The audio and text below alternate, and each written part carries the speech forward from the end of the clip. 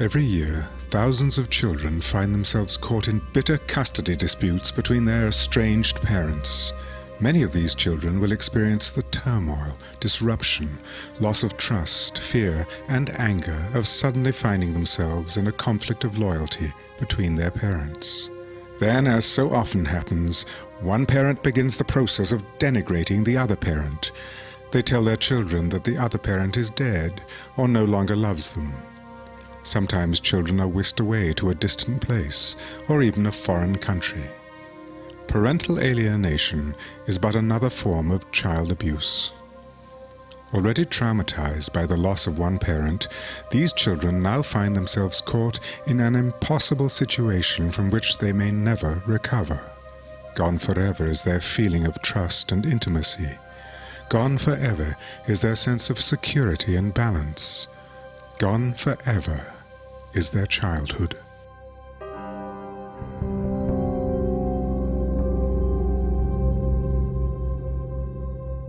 The way it has affected my relationships is it's made me very conscious that the people who love you or whom you love are very capable of hurting you.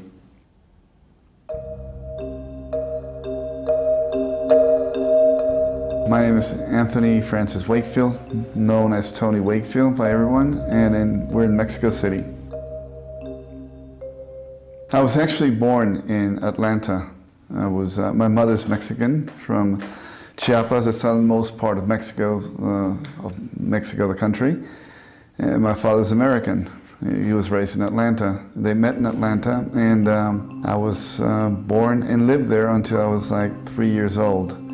At which point my father had this romantic idea of living in Latin America, and convinced or talked my mother into moving into Mexico. My father was like a hero to me. I really looked up to him. Growing up in Mexico, he was taller than most average men. He's a really, really tall man, robust. So I guess that enhanced the sense of he was like a super dad. He had a very successful job. He was also very tender, very loving and tender with me. The happiest period of my life was my childhood up until the time when I turned 10 years old. I think back of it as a very sunny. I think of sun.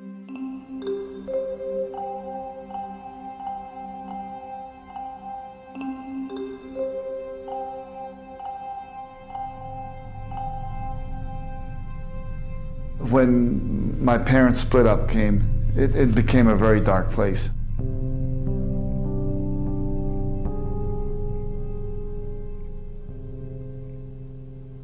What happened to me, being abducted and all the negative messages I got about my mom, this was serious, serious, serious child abuse. The sheer mental torture that I went through as a kid, the fear, and now looking back and seeing that I was manipulated by my dad in the way that I was for his own interests. I mean, this is pure child abuse. My name is Cecilia, and we're in Oslo, Norway, which is the place that I was abducted from as a 4-year-old child. I was born in 1970 in Denmark to an American father and a Norwegian mother. And then when I was 3, my parents separated. My mother came back to Norway, which is where she was from. She settled in Oslo with me. She brought me to Denmark quite a few times to visit my dad or to drop me off there to stay for a few weeks with my father. He came here to Norway a lot and visited, and it was very open. He'd come for dinner or stay for a few days, or he'd come and pick me up and we'd go on vacation for a week or 2 at a time together. So there's a very open kind of relationship. My mother wasn't trying to keep me from my father and wanted very much for me to have a good relationship with him. I loved him very much. I was very close to him and missed him very much, so she wanted to maintain that contact for me. I remember my parents fighting and wishing that they would stop. And they weren't even fighting, they weren't yelling or anything, but I could sense the tension and just wishing that it would stop, and wishing that I could do something to make it stop. Yeah, I don't think I wanted to be afraid of my father. I think that was a choice that was made by my mother, grandmother.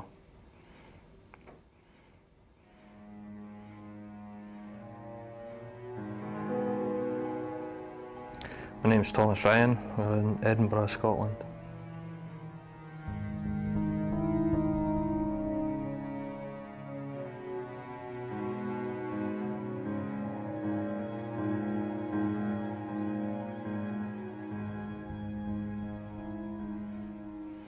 In May 1979, I was taken by my mother, my grandmother's husband, along with my younger brother, illegally from the state of Oregon to live in Scotland. I was abducted by my mother for the purpose of preventing me ever seeing my father again.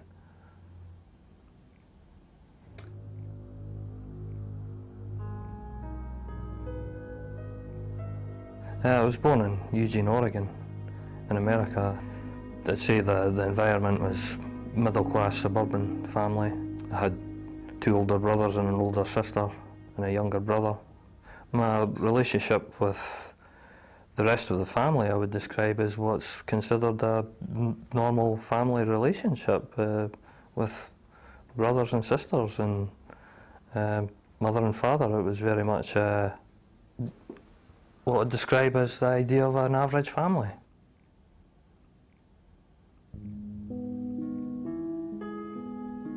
Before my mother and father were having relationship problems, my recollection of my father was someone I was happy to spend time with and did spend a lot of time with him in what I would describe as a normal relationship.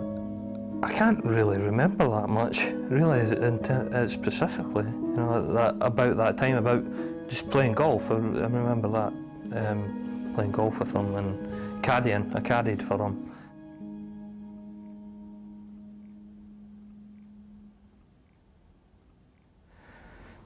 I became aware of some of the relationship difficulties between my mother and father from I was probably about 8 or 9.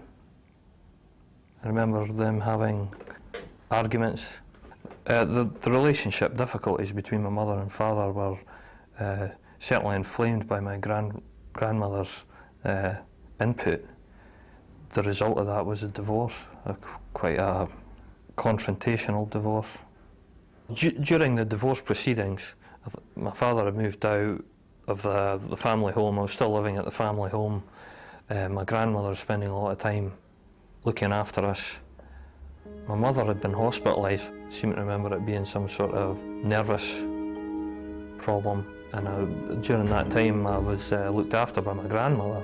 This whole situation with my mother being in hospital and being ill was, the blame was put on my father for this, that he'd caused this by his behaviour. And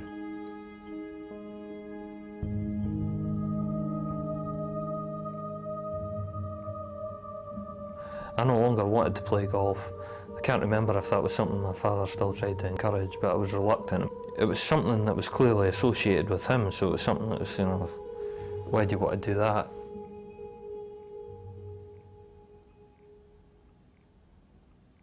And my father was being turned into a monster.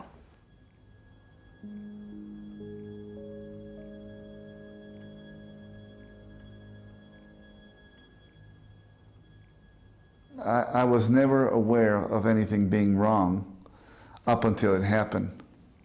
Somehow my sister knew, and I remember a couple times before my parents split up, my sister coming up to me, you know, she's just 7, saying, oh, you know, Mommy and Daddy had a fight.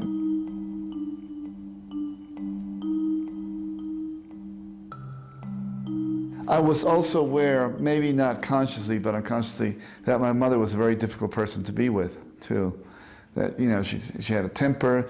As I said, the fights that I remember her having with my father, it was always my father, you know, trying to placate, to make up, whatever. And those were the things I later on found out that killed the marriage. Yeah, my father was, you know, he put up with that. He just took too many of those situations. Remember my father packing up his suitcases. And then there was a thing where they said, well, but you're going to take a little vacation with your mother, right? With my mom. He says, we're going to go to this little hotel in Puebla. It's a very little place, you know, just your mom and the three of you. And I remember my mother being very quiet, you know, all during the trip. We got to this little hotel. It was called Suites del Ángel. I remember the name very well. It was it was probably the fanciest hotel I ever been to. It was small, but you know the rooms were like suites. It was like a little house, and had a great little swimming pool and all that. And then my mother got on the phone, and all of a sudden I started noticing my mother was saying very terrible things about my father, and I stopped, and she just said, "Well, you might as well find out. Your father's just left us, just abandoned us."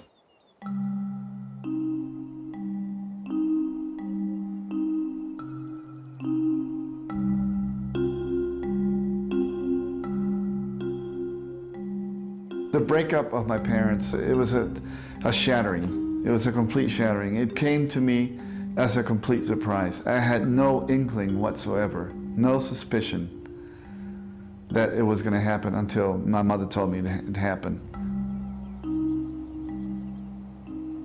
Afterwards, we went to the swimming pool.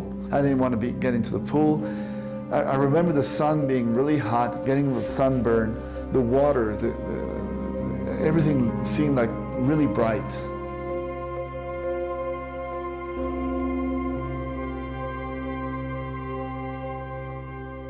That is the first time I remember knowing what depression was, being completely sad.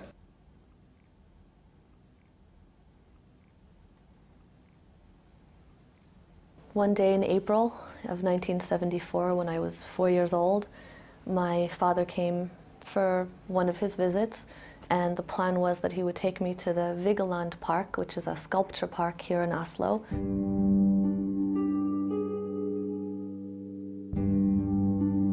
And the plan was that my father and I would spend a few hours there and have some fun outdoors. It was in April, so the weather was getting a little bit better. And he instead took me to the airport, and we boarded a flight to New York.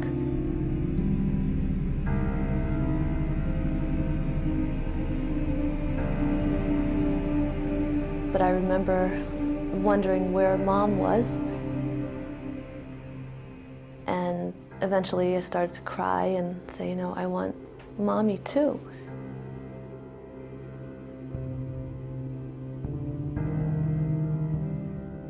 My father's primary tool in changing my own perception of my mother is, I think the most important thing is time alone, just time. In a little child's mind or a little child's perceptions, I mean, just time alone made it so that the images of my mom, just my mother's face, faded away.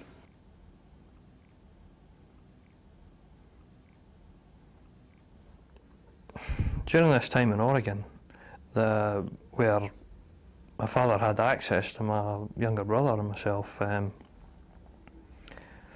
say the build-up to these visitations was a key period for my mother to try and turn us against my father. The way I look back on it is that we were being treated not as developing human beings, but as weapons of emotional assault.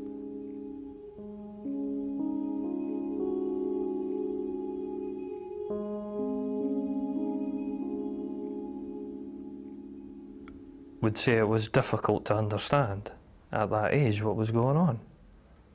And probably, yeah, I would say I blamed him. I've been taught to blame him. My mother and grandmother said he was going to kill us.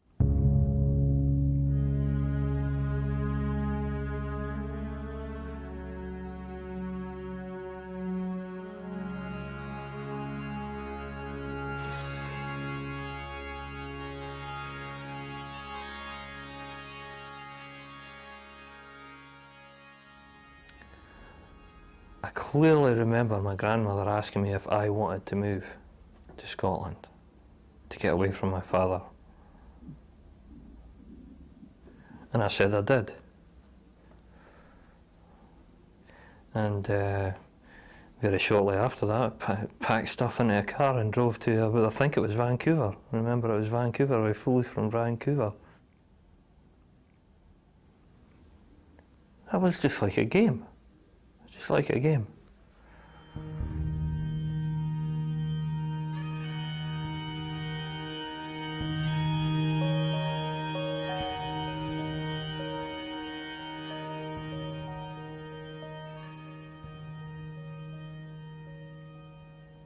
Although at the time I stated I was in favour of this move, I now know that what happened was that I was abducted by my mother for the purpose of preventing me ever seeing my father again.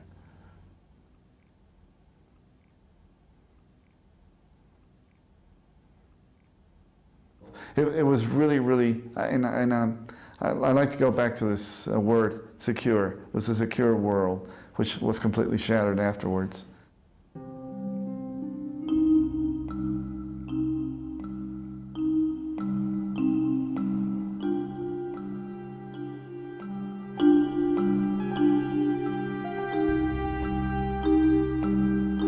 This is Colonia Regacion, and 6 months after we moved into this house, number 142, my parents split up. Once it became definite that my parents were not going to get together, my father wasn't coming back. And all of a sudden I started noticing my mother was saying terrible things about my father. I was standing right next to my mother. We were all in my mother's bedroom when my father called. But at one moment my mother just stormed up from the dresser, walked over, grabbed the phone and says, "You are not coming to this house. You have no right to eat because you don't have a right to see their children because you've abandoned them," and hung up. After hearing that conversation, I kind of knew things were in really bad shape. She really wanted to punish him by having us not wanting to see him. My mother just got on this campaign to satanize him. And we were used as weapons by my mother to get back at my father. We got to New York, and I don't remember too much about when we first arrived, what that was like or anything, but I remember just this hazy feeling of feeling really like, where are we? What's going on? Where's Mom? Like, something really didn't feel so right, but I don't remember too much about that. But I remember I kept asking my father where Mom is, and I trusted my dad, so I believed what he told me, and he kept saying, she'll come, she'll come. Then eventually he told me that, she's not coming because she really doesn't really want to come and see you anymore.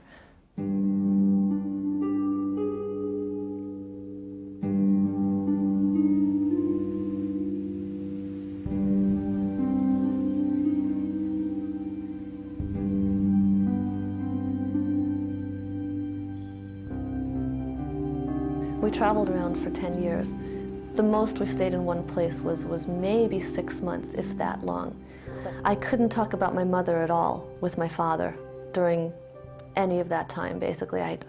He'd freeze up or get very angry or do something kind of scary, like throw something on the floor or just get really, really, really angry and really tense. So I couldn't say the M word. I mean, that was Mom, or Mother. I couldn't bring it up, and it was frightening. And it reinforced her scariness to me, or it felt, so she was the cause of that fear. It was her fault that my father would get angry and withdrawn. So it wasn't his fault, it became her fault in my mind.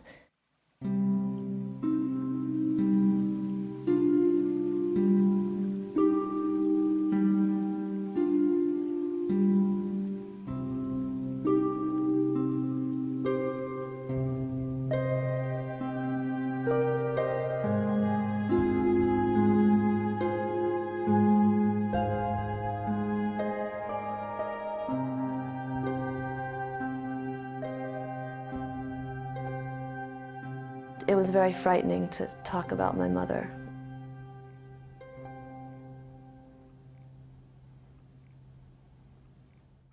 We landed at Prestwick Airport and travelled to Edinburgh, returning to a bed and breakfast where we'd stayed the year before on holiday. On arrival here, the approach was this was the start of a new life. In a way, my mother's very own year zero. What had gone on before was not to be talked about. This was a new life.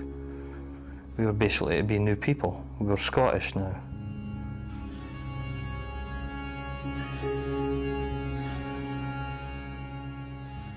If discussed, we were here to get away from a really bad man.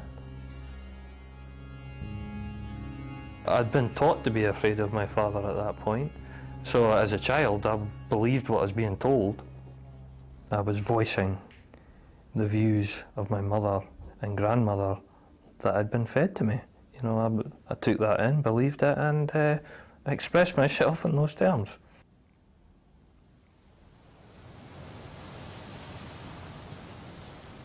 If I'd been asked a question about what my idea of what a father is at the time, I would have said someone who I've left behind 6,000 miles away, who I'm not supposed to talk about, who wanted to kill me.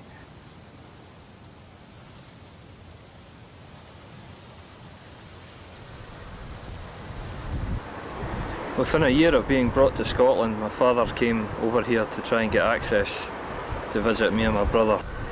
He turned up at our door where we were living in Portobello on the east side of Edinburgh. My grandmother bundled me and my brother out of the house and we ended up out here at Seat and Sands Caravan Park. This was treated as a hideaway during the period where my father was trying to gain access to us through the Scottish court system.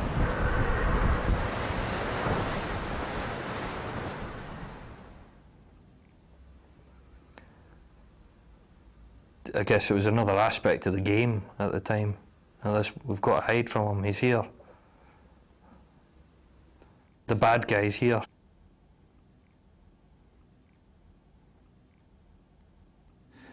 She figured the best way to punish him was, okay, you have no right to see your children anymore. You know, since you abandoned them, you got to pay the price. You can't see your children anymore. She couldn't physically keep us because I guess the courts wouldn't have allowed her, because there were visitation rights and all that, from seeing him. She wanted us to resent our father to the point that we wouldn't want to see him anymore. We wouldn't do that because we still wanted to see our father and all that. My mother upped the tactics to keep my father from seeing us. She used every legal recourse she had to make it very difficult for him to stay in Mexico.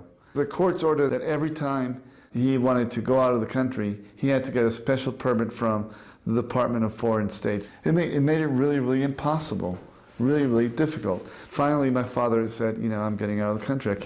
I cannot sustain this anymore. And that way, keeping him out of their lives, saying, okay, you made your choice, you got to pay the price. You won't get to see your children anymore. And you know, regardless of what that meant to us. I don't really remember clearly when I was given my new name or another name, which was Sarah. I just know that I always knew that my name used to be Cecilia, but that now it was going to be Sarah. That was all about my new life and the person that I was becoming.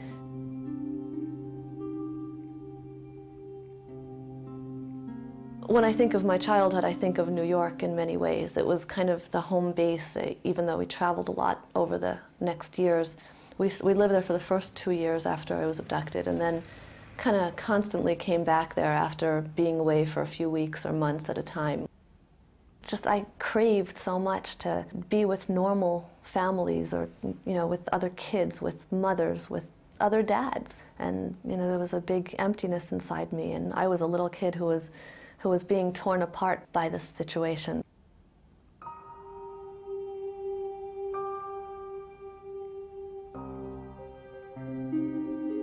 When I was 6 years old, my mother found us again, and a court case was started.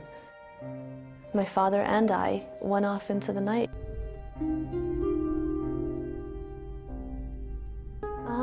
Yeah, my father and I just were kind of wanderers. I mean, I didn't go to school very much. We traveled through 34 of the 50 states. Really didn't have a home all those years. And then there were all kinds of subtle and not so subtle messages. Messages that my mother, she was a bad person who did bad things and hung around with bad people, and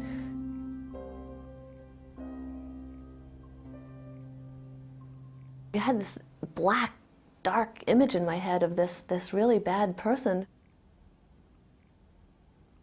I didn't see my mom again for another 12 years after that. And starting school here as an American in Scotland was not a pleasant experience.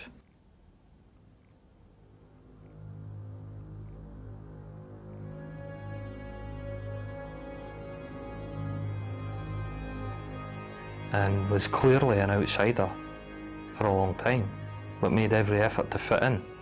That was my strategy for surviving, was to fit in as quickly as possible. Later on, I was spending a lot of time outside the home. I saw basically involved in gangs, and one of the gangs I became part of eventually in my later teens was associated with a Hibernian football club. Rival gangs used to come to Edinburgh, and me and my mates were involved in fighting with them. It was basically a drunk and a thug.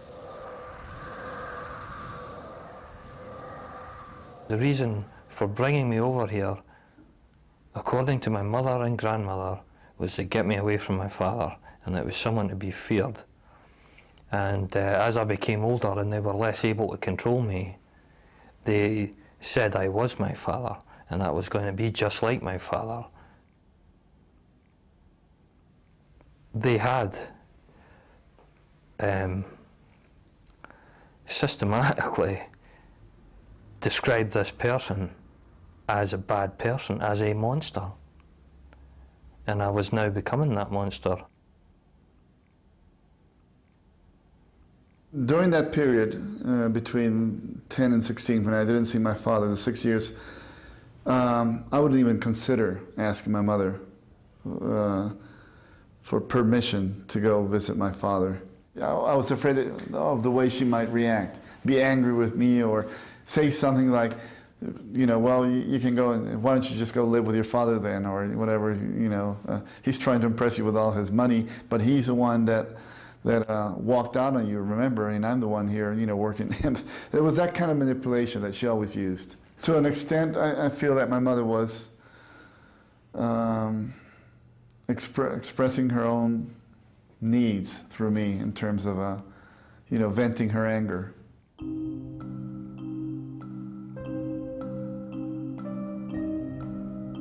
My mother really did get to my father by keeping us away from him, but she also hurt us, and she hurt herself. So there are no winners in this situation. There really are no winners.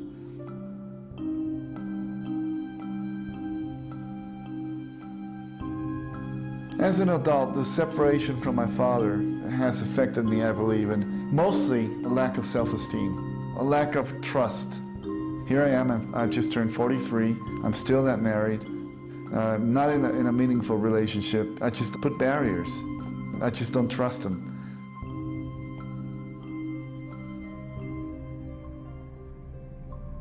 It has affected our lives as adults. You see, you know, I'd rather, you know, sometimes you wish they hadn't had you. You know, you'd rather not be here.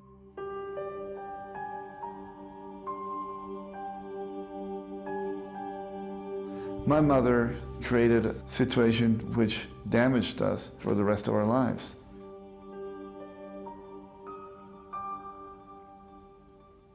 It was very difficult at times to feel like a part of this person who'd been painted to be so evil or destructive.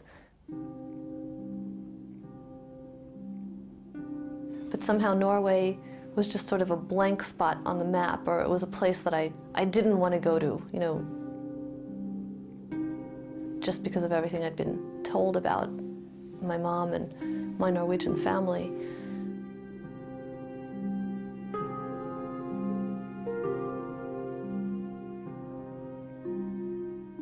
I think back to that little kid and I feel so much pain.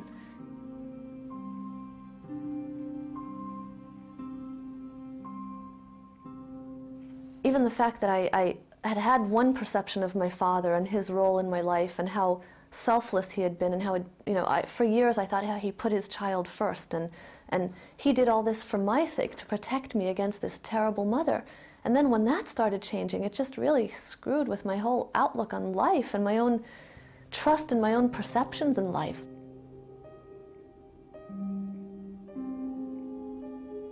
It led to a lot of depression and a lot of anxiety.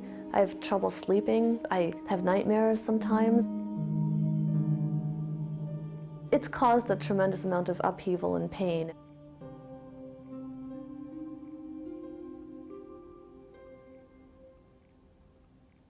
As the years went on, when I was a teenager, I tried to eliminate anything that would give my past away as being American. I would certainly not tell anyone about it. And to this day, there's probably the majority of people I know nothing of this story.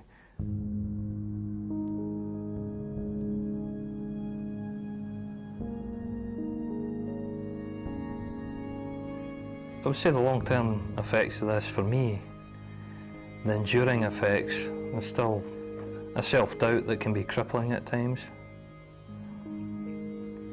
Lack of confidence, and an enduring sense of being an outsider.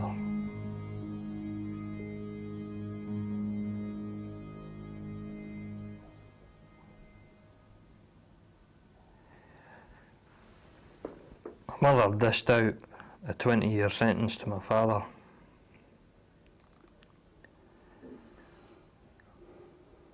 One that had consequences for all of us. And I think now she's maybe realising that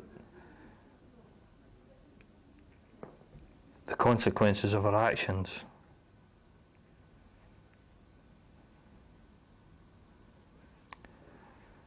are inescapable.